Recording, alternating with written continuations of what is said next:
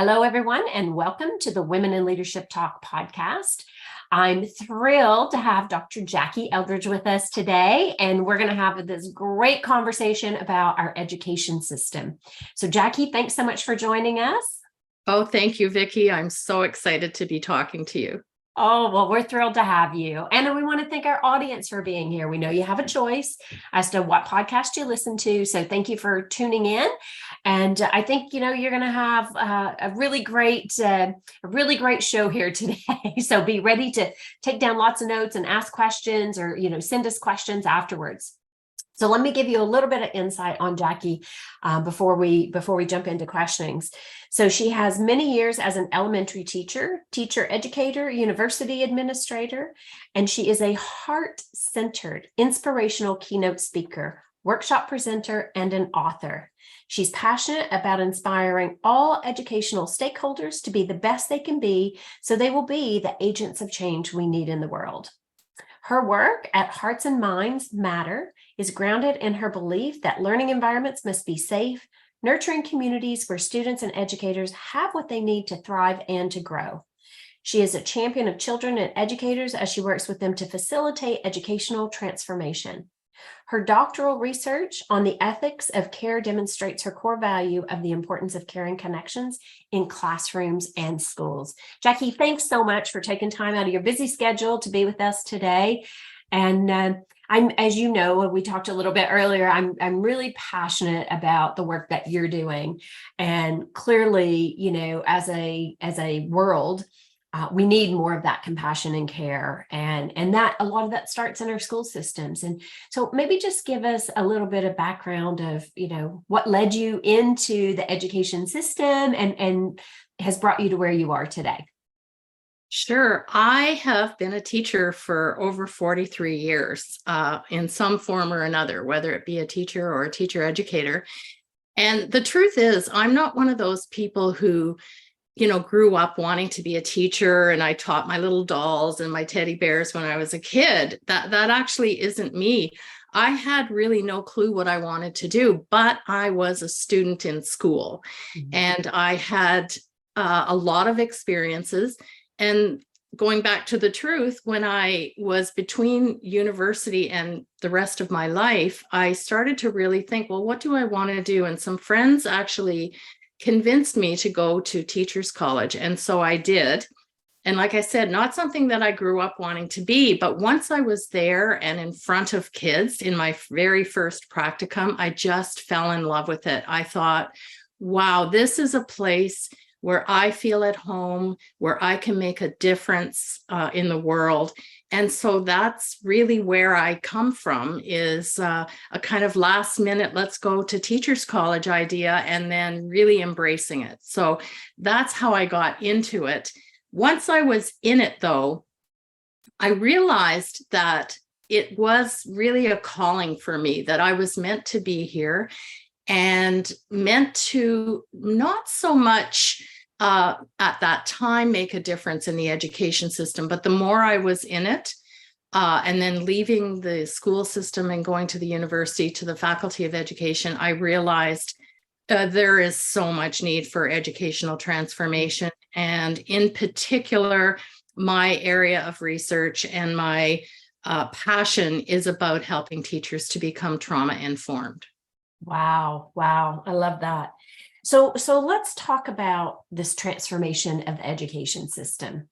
So, we've had a very traditional way, I guess, of educating. And so what are some of the things that you see that really need to be transformed? Well, it's such an interesting question, because everybody who's been in the education system for any length of time, I wouldn't say 2 to 5 years, but beyond that, and in particular, people of my vintage will say that the education pendulum has swung back and forth, back and forth. There's never real change per se. So a really good example of that is how we teach reading. So it was phonics, then it was whole language, then it was reading recovery, and now it's gone back to phonics. It's just back and forth, back and forth.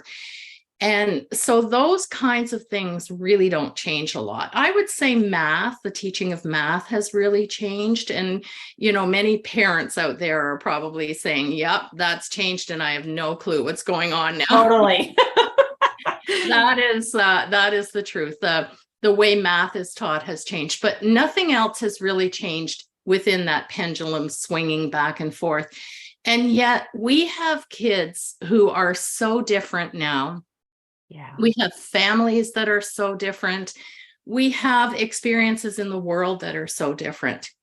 And while many teachers do independently try to keep up with that, and they will introduce things and get to know their students and figure out what the students' needs and interests are, that definitely happens at an individual level. But I would say at a system level, we are stuck in that pendulum swinging back and forth. So whatever the parameters are there, we're still there after all of these years. 43 years is a long time. Yeah, it is. Yeah. And so that really does beg the question of how do we prepare for future generation or future work with these next generations, right? Like I think about my kids, like, my daughter just graduated high school and she's off to university now. And is she prepared for that? Right. And it's an enigma that we're in. It is a real enigma. And I guess what I feel about that is, this has been a long-standing actual question. Do we prepare kids for, let's say, elementary school kids? Do we prepare them for high school? High school kids, do we prepare them for post-secondary? And then, post-secondary, are we preparing them for the quote real world? It's been a question since the dawn of time, and one that is, I think, a philosophical question in many ways, because some teachers would say, yes, I have to prepare my students for, in kindergarten, let's say they're preparing their students for grade 7 and 8, and in grade 7 and 8, they're preparing them for high school. My philosophy is actually we need to prepare them for life, and it's not necessarily job related. And I think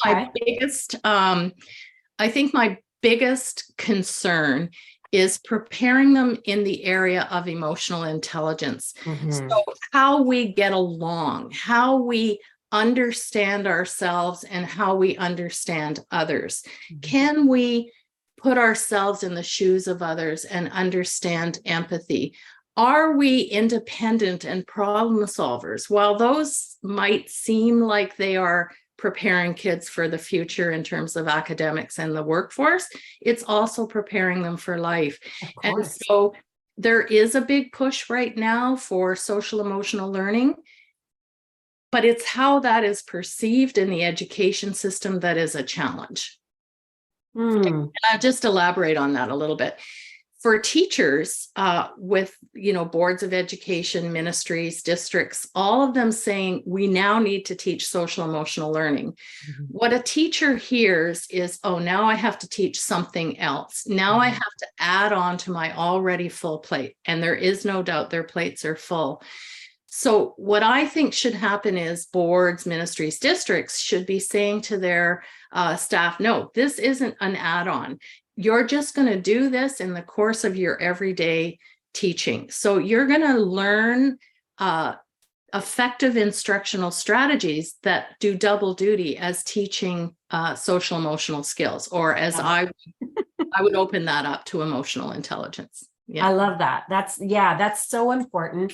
And, it's interesting because it also helps the teachers, right? As they're helping the kids, like it's a win-win on both sides. But I hear what you're saying because this is not just true with teachers. I think this is true in leadership and in business. Like, we feel like it's one more thing we're supposed to be doing. And it's actually not. It is part of being. And it sounds like that's a little bit of how, how you've developed Hearts and Minds Matter is really about how do you connect that social, emotional, educational, putting it all together. Absolutely. So and again, going back to philosophy, my philosophy is really in our classrooms, we need to build inclusion and community. We need to help those kids see how they can work with each other, how they can cooperate and collaborate. The truth is, there's not just extroverted kids in our classrooms. We have many introverted kids. So a teacher needs to find a balance. It can't be all cooperative learning and group work and working together. There has to be independent work, but developing independence is a part of emotional intelligence. So for me at Hearts and Minds Matter, it really is, let's start with the inclusion. So in September, when the kids come back, a teacher, it's not to say they're going to abandon curriculum altogether. That's actually not going to happen. They need, of course, to start in with their math and their literacy and all of these different programs. And for secondary school teachers, they're under a time crunch. So they need to start the chemistry and the English and the history. But the bigger part of that is to build inclusion within the first little bit of time. Elementary school teachers have a much bigger amount of time they can work with to build inclusion. Secondary school, not so much because of the time constraints, but to build inclusion so the kids know this is a community of learners. We're all working together. I like to encourage teachers to build an alliance with their students right at the very beginning. So everybody is on the same page. Everybody knows what the expectations are. And so build all of that, get the kids all working with each other in the first little few days of school so that the groundwork is set. And that way, when it comes to the winter break, they're not all still trying to manage their class, behavior kinds of things. No, they've got the groundwork set. And the more time they spend doing that, the more time they're going to have to teach the content that they're meant to teach. Yeah. Yeah, I totally agree with you. And I was just thinking as you were saying that, even from an adult perspective, because so I have Women in Leadership Empowered, right? And we do courses, and people, like when I first started the program, they would go through for a year together. And that social emotional was the absolute key, because people would trigger each other. They would have different desires or wants from the program. They had different issues personally.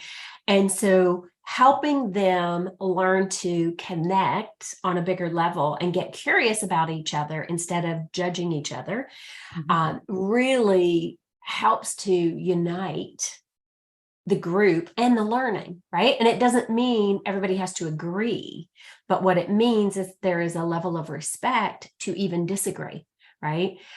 So what you're saying is so important in, helping to foster that environment of care, concern, but learning, right? Because it's a safer space to learn. Well, and that's the key, is the safe space. So, many people equate, when I talk about inclusion, there's a couple of things that happen. So sometimes they would equate that with, oh, we're going to do all these fun little icebreakers and we're going to have fun for, an hour or whatever. That's not inclusion. That's having fun for an hour. But it actually has been a big thing for a long time. And people didn't really see that was just having fun for an hour. Instead of understanding, like you said, getting to know each other, getting to understand what makes them tick, getting them to understand, well, I disagree with you, but how can I disagree in an agreeable way? So I've got to build in that. And so there's that. The other part is inclusion has now become also a part of the equity, diversity, and inclusion way of looking at things. Nothing wrong with that. Totally agree with that. But I think that inclusion piece is not just that inclusion piece of EDI is not just, let's bring all these people in and include them. No, the work has to be done, and the work has to be done right up front. And so it's really interesting, because I've been in education all of these years, but I do hang out with a whole bunch of corporate people. Yeah. And so when I hear them talk about their job, their kind of day-to-day, my first reaction is, wow, their leader, team leader, CEO, whoever they are, manager, has not built inclusion with that group. They've just brought them in and set them to work. And it would save so much time, so much money on HR challenges, et cetera. And by the way, the productivity in your organization will go up when people understand what inclusion really means. And it's breaking barriers. It's really, I love this term that I actually learned in a coaching program that I took many years ago, into me see, as opposed to intimacy. And of course, people often create intimacy and their minds go to relationships. Yes. And that's what this is. But it's breaking down the barrier. So I see you and you see me. And that way we're breaking it down. The inclusion activities that I do with my teacher candidates that they will then do with their students is actually into me see. It's not just let's have fun and do rock, paper, scissors or something. Yeah. Wow. So I love that. So let's talk a little bit about that. Okay. So you work with teachers to help them create environments where, hearts and mind really do matter, and creating environments. So how does a teacher work with you to learn that? Or how does a school put their teachers through this learning? So the program Hearts and Minds Matter is an intact program, an 18-hour program. And so, whatever way those 18 hours work for the organization or the school or a group of teachers, because I will do, let's say, for example, advertise, we're going to do Hearts and Minds Matter. So it could be 3 full days. It can be, 6 evenings. It can be just whatever works, because the truth of the matter is teachers are really busy and it's hard to find the time. And, many school boards do not have professional development days anymore. So teachers kind of have to figure it out, but it's very flexible. And so we start at the very beginning, the very first day. And I would say within the first hour to hour and a half of that program, every person present in that community has worked with every other person in some way or another, because we do activities where I'm setting it up. So for example, this is bar none one of my favorite activities that I do. I do this, a little strategy called milling to music. And so this happens within the first half an hour where I get them up and I get them dancing around. They always have the right to pass, because the truth is some people are really uncomfortable dancing, but I get up there and I dance with them. So usually they follow along. And so they dance, and then I stop the music and they have to turn to a partner and talk about whatever the topic is that I give them. Then I turn the music back on. They mill around. Now they have to talk to a new partner, and gradually I build them up so that, as I said, in that activity, they probably leave that activity having talked to 6 or 8 people. And then there's another one that's going to have them. And the talk is not about what did you do on the weekend. The talk is things like, why do you want to become a teacher? What do kids mean to you? And, what are you afraid of in terms of becoming a teacher? So the prompts are actually a little bit deeper. And so by the end of those 2 hours, they know each other really well. And by the end of the 18 hours, they're exchanging phone numbers, they're getting together for coffee. And I would say the times that we've done it with an intact staff, so the entire staff is involved, it's a game changer for how they operate as a staff. And as well, I would say how the school operates, because the teachers are working together and that filters down, because the kids are always watching the teachers. And, in a staff where the staff is at odds with one another, the kids are seeing that. Or the staff where they're all connected, they are including each other, they see that. And there is a common language that gets developed. So if I'm the grade 8 teacher and I'm doing yard duty in the primary yard, it's not going to matter, because we all have a common language. And so if I say to a kid who's not my student, are you practicing mutual respect? they get it because everybody in the school talks about it. Okay. So that's I was going to ask you, why is this so important? But that really does answer why. So what I'm hearing is it's not just the learning, but it's embodying that and it's modeling that. And so there becomes this ripple effect throughout the school. Absolutely. And it is better if the administrator joins the group. I've done a variation of this program. Before my business partner, Denise, and I developed Hearts and Minds Matter, we were both involved in a program called Tribes. And I have trained thousands of people in Tribes, and Tribes has gone out of favor in Canada because of the name, cultural appropriation, etc. But Denise and I felt there was a huge gap because the program itself was really valuable. And so what we did was we took that framework, because we both loved that work, and we built Hearts and Minds Matter kind of around it. There's a lot of differences, but and it's certainly a very current program because we've included culturally relevant and responsive pedagogy. We've included trauma-informed practice, and we've included mindfulness. And so I can honestly say I've done a variation of that program with thousands of teachers. And I will say from my experience, I've done it with intact staffs where the principal has been present, or I've done it with staffs where it's been the staff, but the principal is not present. And there is a difference. There is a difference because when the principal is present, they are embodying it, like you say, and they're holding their teachers accountable. Well, yeah. And it also, just to validate what you were saying earlier about common language, right? Like you're speaking the same language. I will do that often with my clients where, let's say I have an executive that I'm coaching and their CEO sponsors it. I will invite the CEO to take our energy leadership assessment along with the person I'm coaching, because then it gives them that common language and then they're understanding each other. And they know what's actually happening, right? Like what this person's working on so they can support better, right? Help each other to be more inclusive, to your point earlier, but it's that connection that happens.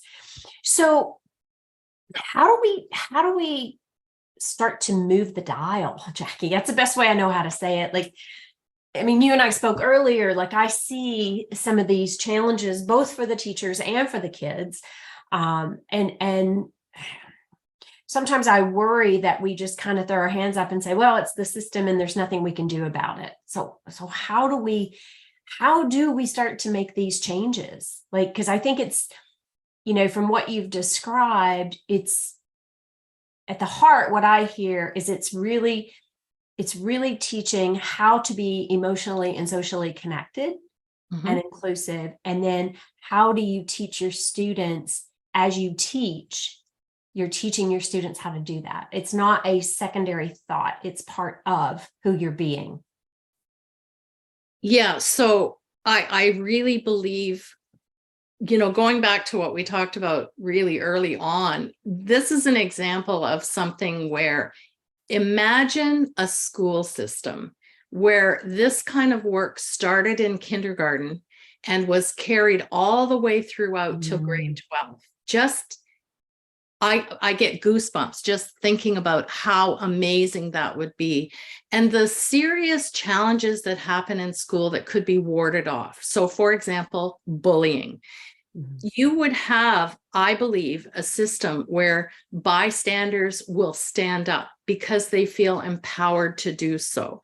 You would have teachers who are going to be able to sit down and explain to parents or explain to other stakeholders, these are the kinds of things that I need. So it would be a very empowering system. Having said that, I don't think we can expect every teacher in every system to do this because there's going to be some philosophical issues, and rightly so. I mean, that's the way we all are. It doesn't matter that we all think the same. But one of the biggest challenges, and I hope I don't get too political because I can on this topic. That's okay. Safe space. Exactly. The thing is we have been fighting as teachers this battle since I became a teacher in 1979. Okay, my white hair does show my age. The class sizes are far too big. Mm. And whenever ministry, in our case, we're talking about a ministry of education, but it can be a district, it can be anywhere. They're so good at spinning the story that our class sizes are X number of students to teachers. But what they're not telling you is that that's actually not true, because if there's a phys ed teacher, if there's a music teacher, if there's a special ed teacher, a teacher librarian, they're all factored into that formula. So what they say is maybe a class of 21 kids, but because we have all these other people, the number has now gone up to 30. Those teachers may never see those kids, but they're still in the formula. Right. So class size is huge. And I want to sort of say, this is kind of going back to what's needed in terms of transformation. We have so many kids in our classrooms nowadays who are children of trauma, and their trauma with small t right up to major trauma. Yeah. And the incidence of child abuse is extraordinarily high. And we have refugees who are coming from horrific situations, and many refugees don't speak English. So when the child goes into the class, that teacher who has 29 kids, and now this child is the 30th, hasn't got a prayer of dealing with all 30. Yeah. And we have high teacher burnout. The incidence of burnout is high, as I said. Many teachers will leave the profession within the first 5 years because what seems to be support for them is not there. They don't necessarily have the training to deal with all of this. Of course they do. Why would they? Why would they? Many of them don't. And, for many teachers, I don't think you have to be a person of trauma to understand trauma, but you have to have some understanding of what are the effects of trauma. How am I going to see that child is traumatized? That's what I was going to say, even recognize it. Yeah. Yeah. And I mean, I can only imagine if I'm getting a child from the Ukraine, I would just automatically say trauma. That's an obvious one. But some kids are very, very good about hiding what the trauma is. Sure. And yet their behavior or their withdrawal is signaling that trauma is there. Well, if a teacher has 30 kids, it's going to be hard for that teacher to reach every single kid in that classroom. So class size is my number one challenge and my number one hope for transformation is that boards, districts, et cetera, will understand that. And I think, in terms of also another challenge that is happening is let's figure out what our needs are in 2023. Let's look at what they are and let's get the teachers trained on these needs. And then let's stop adding things on, every year. Let's stop changing the curriculum over and over and over again. No doubt those things need to happen, but do they need to happen every year? Can we let teachers get a grip on what's happening and then make a change? Can we involve teachers in the change? Can we give them a voice? Well, one thing I would say, and I coach this often with corporations that I work with, is you have to master something. Right. So just to validate your point, this is not just education. This is in how we operate as a world. It's like, let's pile one more thing on, or change it. Or we have 50 objectives versus let's pick 3 and let's really master the 3. How do we become really proficient in those things? Because it gives people a chance to see the impact, right? Because if you're changing it every year, you're not actually following it to see what the impact is. So you've mentioned a number of things, and I don't disagree with you on the classroom size, because I think as an overall society, we don't recognize it's not just having a refugee come in. It is, now we have such high rates of ADHD, ADD, autism, Down syndrome, all of these situations or circumstances that have been created, and teachers, have not been equipped necessarily to be able to handle the variety. So to your point, you have 30 kids.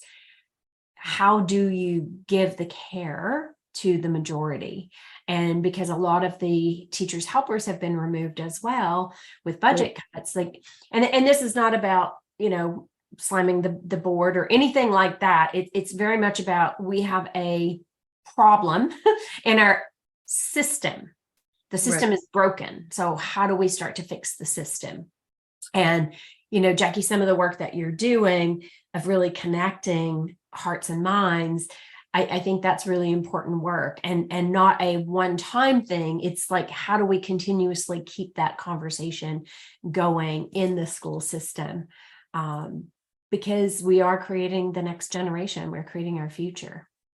Yeah. And I think that, there's blocks to that conversation. I think sometimes it can be very political. So, various parties get elected, and almost always education is going to be, and healthcare is going to be something that is on the chopping block. And I think what we need as well is people who understand the value of those things.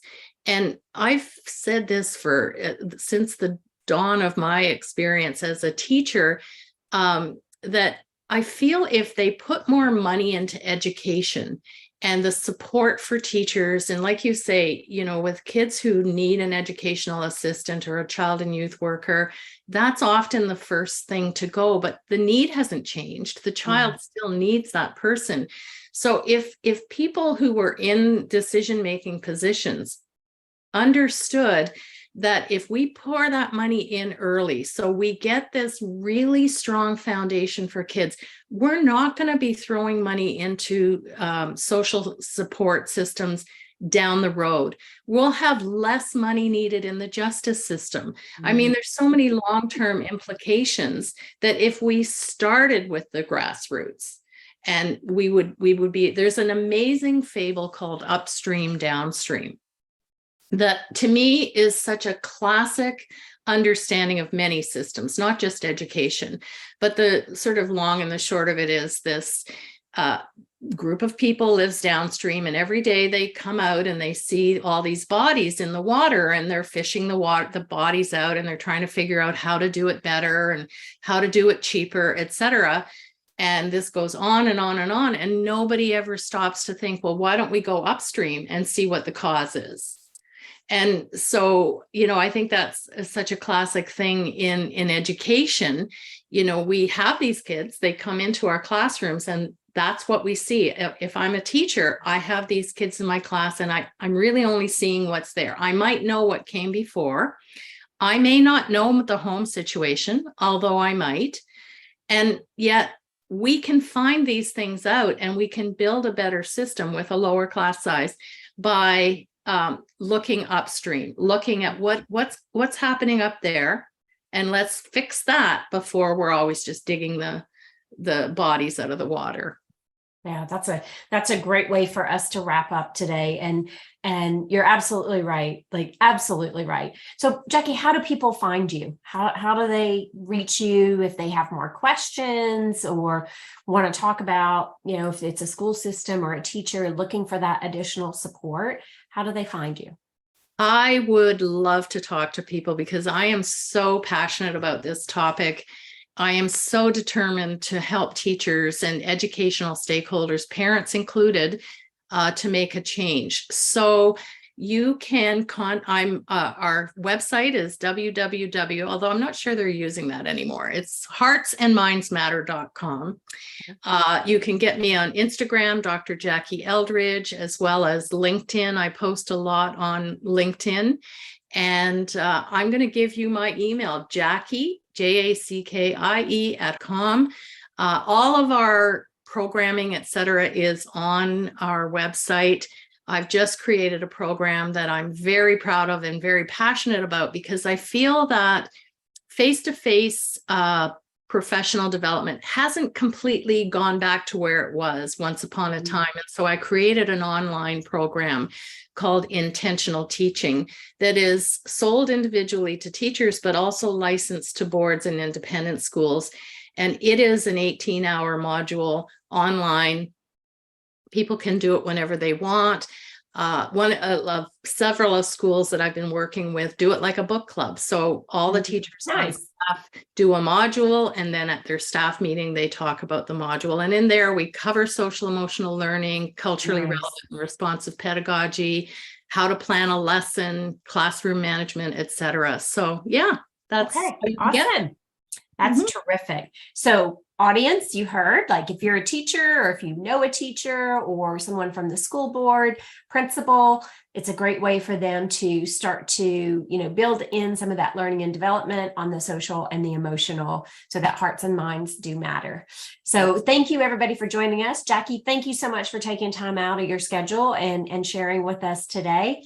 And yeah, like we're super grateful to you.